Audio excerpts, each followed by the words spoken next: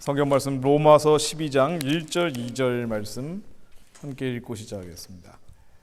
한국에서 거의 예배 중단 쓰나미가 일고 있는 것 같습니다.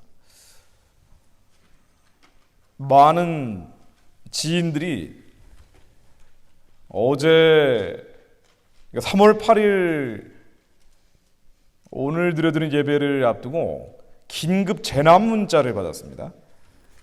긴급 재난 문자를 받아서 저도 연락을 받았는데요. 내용은 경기도청에서 온 건데요. 모임 예배를 통한 코로나19 감염 사례가 있으니 모두의 안전을 위해 3월 8일은 가정 예배를 당부드립니다. 경기도청에서 통고를 한 거예요. 예배 중단하라고. 이 긴급 재난 문자가 나오기 이틀 전에 경기도 지사죠. 이재명 씨가 페이스북에 이런 글을 올렸습니다. 종교 집회 금지를 하는 긴급 명령을 심각하게 고민하고 있다. 비난하려면 비난해라.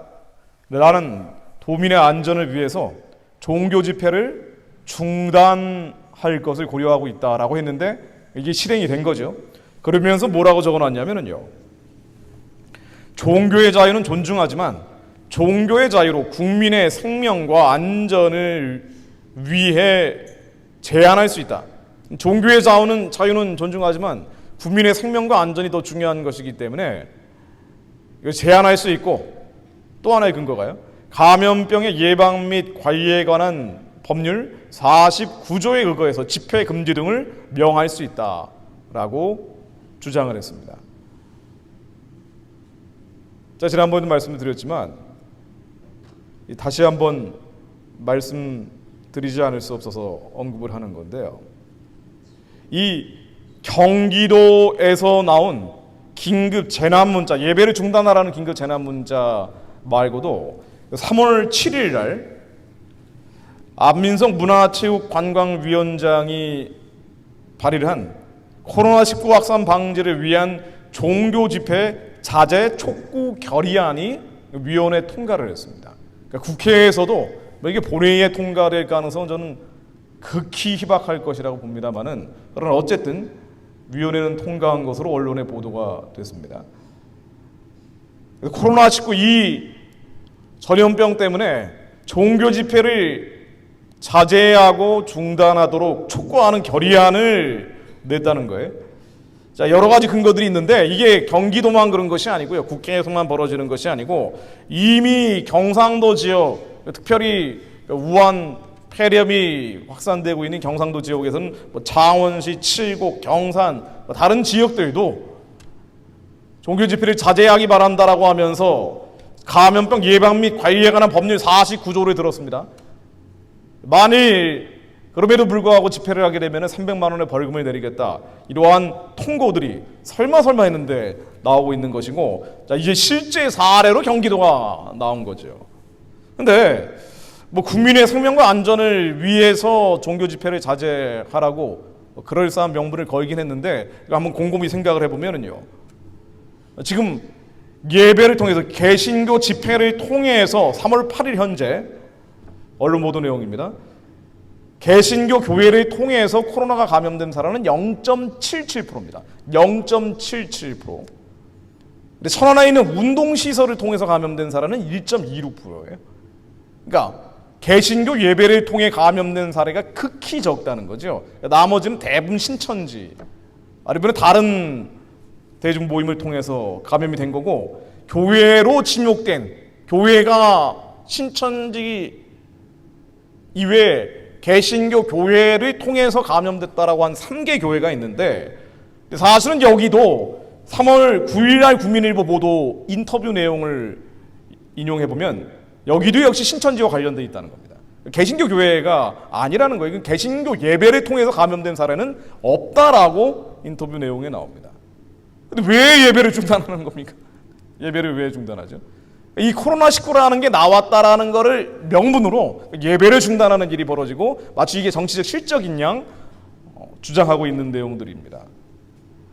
국민의 생명과 안전을 위해서라면은 이런 큰 대의를 내걸었을지 모르지만 종교의 자유라는 것은 헌법에 나와 있는 인간의 가장 기본적인 권리죠. 이 두 가지 법 이익이 충돌할 때 무엇을 앞세워야 되느냐? 그렇다면 상당한 근거, 합리적 이유가 있어야 되는데, 아니 이게 예배를 통해서 감염된 사례가 사실상 극히 적거나 아니면 없다라고 나오고 있는데, 이게 과연 상당성과 합리성이 있다라고 볼 수 있느냐? 없죠. 이건 없다라고 봐야 됩니다. 게다가 감염병 예방 및 관리에 관한 법률 49조 예를 들었는데, 이 감염병 예방 및 관리에 관한 법률 49조 지방자치단체를 포함해서 다들 예배를 왜 중단해야 되는지 이런 통지서를 내면서 돌리면서 혹은 긴급 재난 문자를 돌리면서 내는 근거 법률인데요. 이렇게 되어 있습니다. 제1항 제2호를 보면은 교통의 전부나 일부를 차단할 수 있다. 이 전염병을 막기 위해서 교통의 전부나 일부를 차단할 수 있다. 흥행, 집회, 재래, 기타 사람의 집합을 제한하거나 금지할 수 있다.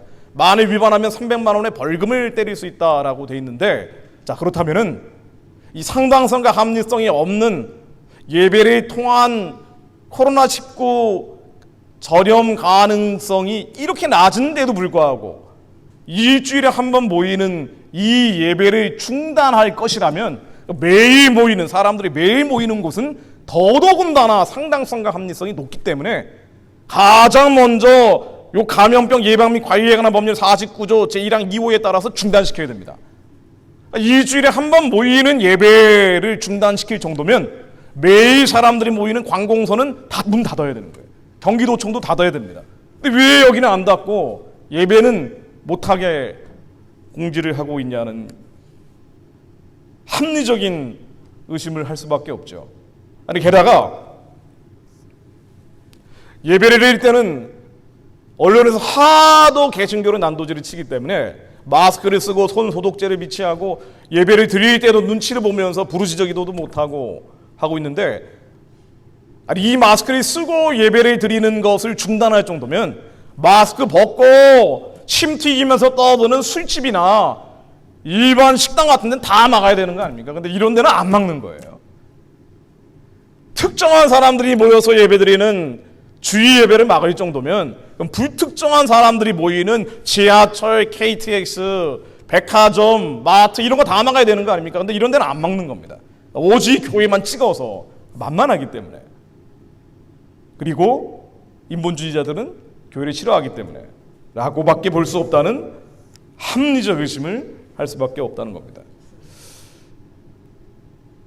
근데 사실은 이런 일들이 이런 강제 중단 사례까지 벌어지고 있는 건데, 국민의 생명과 안전이라는 이름으로 이러한 강제 중단 사례들이 벌어지고 있다면 앞으로 이 상당성도 없고 합리성도 없는데 이 지경이면 앞으로 약간의 상당성과 합리성만 나온다면은 국민의 생명과 안전을 이유로 예배를 무차별적으로 제한할 수도 있는 거 아닌가라는 우려가 안 나올 수가 없죠. 북한이, 중국이 개신교 탄압할 때 다 뭔가 근거를 가지고 합니다. 이유를 대면서 하는 거예요. 공동체라는 근거와 이유를 대죠. 근데 이게 이제 왜 이렇게 예배가 강제로 중단되는 지경까지 가고 있느냐? 교회 스스로 반성하지 않을 수 없는 게 미리 자발적으로 중단하기 시작한 거예요. 한국의 큰 교회들부터 자발적으로 예배를 중단하기 시작하고 지뢰에 겁을 먹고 해외에 있는 7천여 디아스포라 교회들까지 물을 걸어 잠그기 시작하니까 잘했네. 얘네들은 목숨 걸고 예배를 지킬 의지가 없구나라고 하면서 그야말로 동네 북이 돼서 얻어맞고 있는 거죠. 아니 신천지의 문제였는데 왜 개신교의 문제가 돼버린 겁니까? 심지어 이재명 경기지사는 분당 우리 교회 교인이라고 언론 보도에 나오더군요. 이찬수 목사님 계신데요. 안민석 문화체육관광위원장도 침례교 교인이라고 나옵니다. 역대하 7장 13, 14절, 우리가 이런 전염병이 돌고 있을 때 가장 많이 인용하는 말씀입니다. 어떻게 해야 되느냐? 이런 일들이 벌어지고 있을 때 어떻게 해야 되느냐? 역대하 7장 13, 14절, 저도 여러 번 인용을 했던 말씀입니다. 성전을 솔로몬이 짓고 만일 전염병이 유행할 때는 어떻게 되느냐? 혹 내가 하늘을 닫고 비를 내리지 아니하거나 혹 메뚜기들에게 토산을 먹게 하거나 토지의 생산물들을 먹게 하거나 혹 전염병이 내 백성 가운데 유행하게 할 때, 전염병이 유행하게 할 때 내 이름으로 일컫는 내 백성이 그들의 악한 길에서 떠나 스스로 낮추고 기도하며 내 얼굴을 찾으면 내가 하늘에서 듣고 그들의 죄를 사하고 그들의 땅을 고칠지라. 그래서 전염병이 번질 때 우리의 선택은 악한 길에서 떠나 스스로 낮추고 기도하여 하나님의 얼굴을 구하는 것이 유일한 해결책이라고 말씀에 기록되어 있습니다. 이러한 일들, 교회를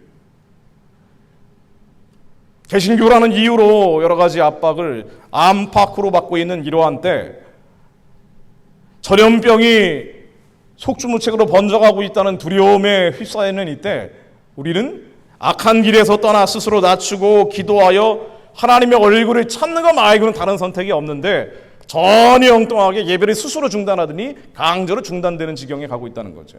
그래서 해결책은 악한 길에서 떠나는 것밖에 없습니다. 그래서 하나님께 우리를 낮추고 기도하여 하나님의 얼굴을 구하는 것밖에 없습니다. 이게 지금 유일한 해결책인데도 불구하고 교회 안에 있는 사람들은 스스로 예배를 중단하고 교회 밖에 있는 사람들은 예배를 폐쇄하라는 압박을 넣고 있다는 거죠. 자, 그렇다면 악한 길에서 떠나고 스스로 낮춰 하나님의 얼굴을 구하라고 했는데 이 악한 길에서 떠나야 되는 악한 길은 무엇인지 제가 한번 정리를 다시 하고 넘어갈 필요가 있을 것 같습니다. 우리가 떠나야 될 악한 길은 무엇인지.